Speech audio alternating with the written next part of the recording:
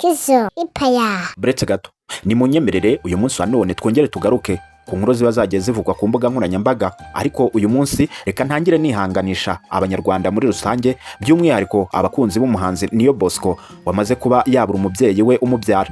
Uyu Niyo Bosco yakunzwe mu ndirimbo zigiye zitandukanye, yamenyekanye cyane ari nayo yamuzanye mu kibuga bayita ubigenza ute. Uyu Niyo Bosco kandi akaba yarakoreraga umuziki we mu nzu isanzwe ifasha abahanzi yitwa M.Irene. Iyi ngiyi akaba ari inzu y'uwitwa Yitabye nawe ukunzwe cyane mu biganiro bigiye bitandukanye akomeza kugenda akora kuri YouTube, aho afite ikinyamakuru gikorera kuri chaîne ya YouTube yitwa M.Irene. Uyu M.Irene cyangwa se Yitabye akaba kandi n'ubundi areberera inyungu z'abahanzi bitwa Vestina na Dorcas.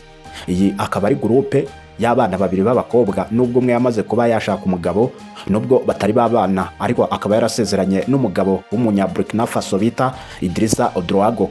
Uyu Vestina kandi mu minsi ishize twagiye tumugarukaho mu biganiro bigiye bitandukanye, aho bamwe bari kwibaza nimba yaba akiri umwadeperi, kubera ko ukuntu yagaragaraga mu mavideo yakomezaga kujya hanze agaragaza ko yasutse, kandi tubizi neza ko mu muco w'abadeperi ubundi batajya basuka.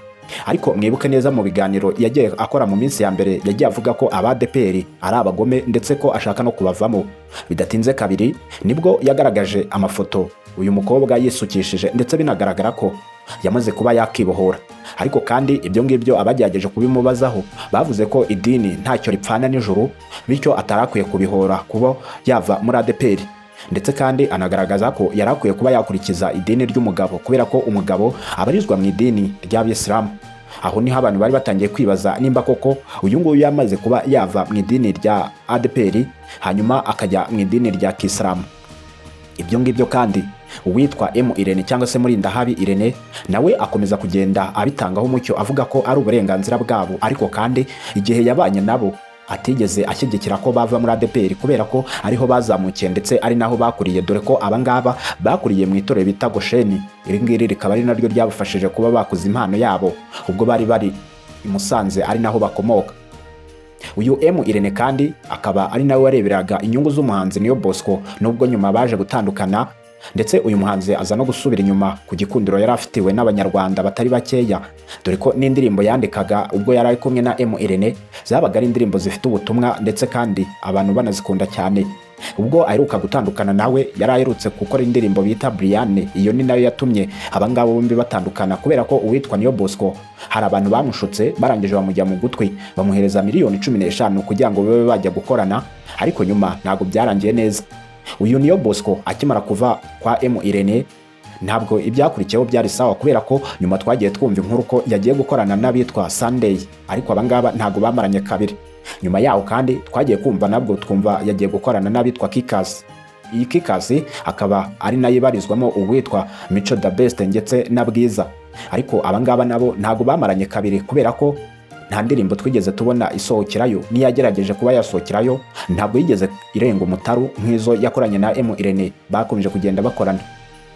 Uyu Niyo Bosco kandi twibuke ko ari umwanditsi mwiza, ikirenzeho kuba yaba ari umuhanzi. Uyu Niyo Bosco akaba yarafashije abitwa Vestina na Dorcas, kuko nimba muzi neza indirimbo zose aba bakobwa baririmbye uwitwa Niyo Bosco aba yazishyizeho ukuboko, ndetse ku kigero kiri hejuru cyane urengeje icy'abandi.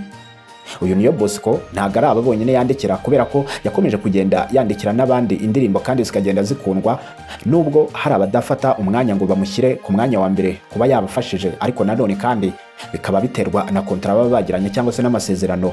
Nk'uko tubizi ubundi iyo umuhanzi akwandikiye indirimbo hari amafaranga mwemeranya kugira ngo ube wamuvuga cyangwa se wamuha icyo bita credit. Ubwo ni igihe uba ugomba kugaragaza uruhare yagize mu gihangano cyawe, ariko kandi nanone hari indi kontra mugira ukaba wabivuga cyangwa se nanone ntunabivuge. Ariko indirimbo nyinshi ziba hano mu Rwanda, haba iza Bruce Melody ndetse n'abandi batandukanye, uwitwa Niyo Bosco aba yazigizemo uruhare ku kigero kiri hejuru cyane. Uyu Niyo Bosco kandi akunze kugaragara ari kumwe n'uwitwa Bwiza, ndetse binavugwa ko indirimbo zose Bwiza yakoze uwitwa Niyo Bosco aba yabigizemo uruhare. Uyu Niyo Bosco rero akaba yaramenyekanye ku nshuro ya mbere ubwo yakoraga indirimbo bita ubigenza ute. Iyi ni indirimbo ku rubuga rwa YouTube imaze kugira aba-viewers cyangwa se abayirebye barenga miliyoni 4. Uyu Niyo Bosco akaba ari umwana ufite imyaka 25 kugeza ubu, kubera ko yavutse mu mwaka wa 2000, byumvikane ko akiri muto. Uyu Niyo Bosco akaba ari umwana wakuriye mu buzima bugoye kubera ko ubwo yahuraga n'uwitwa M.Irene niwe wamufashe ukuboko arangije amumurikira abanyarwanda. Ku nshuro ya mbere uyu Niyo Bosco akaba yarahuye n'uwitwa Aline Gahongayire ndetse bemeranya gukorana, ariko nabwo ntabwo byamaze kabiri kubera ko bakoranye indirimbo imwe yonyine. Nyuma yaho ntabwo twongeye kubona bakorana. Uyu Niyo Bosco ubwo yabaga kwa Irene cyangwa se ubwo bakoranaga nk'umuhanzi ndetse na management nziza, uyu Niyo Bosco nibwo yabonaga ibiraka biri hejuru. Ariko kandi nanone hari amakuru avuga ko uyu Niyo Bosco ashobora kuba agiye kugaruka kuri MA Music, nubwo hari abakomeza kugenda bavuga ko uyu nguyu atagaruka kubera ukuntu batandukanye. Ariko ibikorwa bimwe na bimwe bikugaragaza ko abangaba baba bagiye gusubirana kubera ko video nyinshi ziri gusohoka uyu Niyo Bosco ari kuba yazigezemo ukuboko. Ariko kandi bikanavugwa ko naramuka nasubiyeyo atazongera kuririmba indirimbo zisanzwe tuzi za secular, ahubwo ngo azasubirayo akora gospel kubera ko ngo nizo zisigaye zifite amafaranga. Ngira ngo nimba musigaye mureba kuri YouTube indirimbo za gospel basigaye bazikora ku minota iri hejuru y'iminota 8. Impamvu ngo nuko ubundi iyo ukorera kuri YouTube, iyo ukora indirimbo ntabwo zinjiza amafaranga cyane mu gihe zaba ziri munsi y'iminota 8. Ariko kandi iyo ugerageje kuba wakora iminota 8 kuzamuka, ibyo byumvikane neza ko icyo gihe ntabwo bayifata nk'indirimbo gusa, ahubwo bayifata nk'igihangano kindi cyangwa se nk'ikiganiro, kubera ko iyo bigeze mu minota 8 icyo gihe baba bayamamarizaho, kandi nibyo byinjiza agatubutse cyane kuri YouTube. Niyo mpamvu nuzajya ugerageza kureba ikiganiro cyakorewe kuri YouTube ni inshuro nkeya cyane baba bagiye munsi y'iminota 8. Ibyo byumvikane neza ko amafaranga yinjira kuri YouTube amenshi yinjira muri publicité ziba zaciye kuri video. Ibyo ngibyo nibyo uwitwa Israel Mbonyi yabarushije kubera ko we indirimbo ze akenshi ziba zirengeje iminota 8. Ibyo nibyo uwitwa M.Irene yarebye aritegereza arangije afata aba bana b'abakobwa Vestina na Dorcas, niko kugenda abakoresha nabo indirimbo ziri hejuru y'iminota 8 kugira ngo nazo zibe zakundwa zirebwe cyane, ariko kandi nanone YouTube izamamarizeho kubera ko ziba zarengeje iminota 8, hanyuma agatubutse kakaba kakiyongera. Ngira ngo niba mwibuka neza indirimbo baherutse gukora bita Yebo, iyo ngiyo yari irengeje iminota 8 ndetse kandi ikaba imaze kurebwa na miliyoni zirenga 2, bivuze ko agatubutse kiyongereye. Iyo akaba ari nayo tekinike ashaka kwinjizamo uwitwa Niyo Bosco naramuka agarutse muri ino nzu ishanzwe ifasha abahanzi yitwa MI Music, ko naramuka agiyeyo azajya akora indirimbo ya gospel, ariko kandi akayikora mu buryo burebure cyangwa se irengeje iminota 8. Ariko kandi nk'uko tubizi indirimbo za secular zisanzwe ntabwo zishobora kurenza iminota 8 niyo wagira gute. Niyo mpamvu rero bari gufata tekinike yo kuba bashora muri gospel kubera ko ariho bishoboka honyine.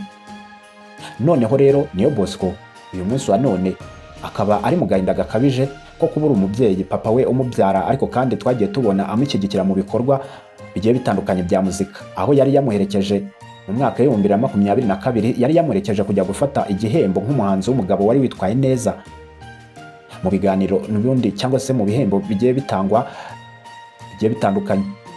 None papa we akaba yamaze kuba yakwitaba Imana wa gatatu umunsi wakeye, akaba aribwo yashizemo umwuka. Reka dukomeze rero twihanganishe uyu Niyo Bosco ndetse kandi tunamubwire gukomera kubera ko n'ubundi ni inzira yatweshe, kandi ku gitondo cy'umuzuko tuzongera tubonane.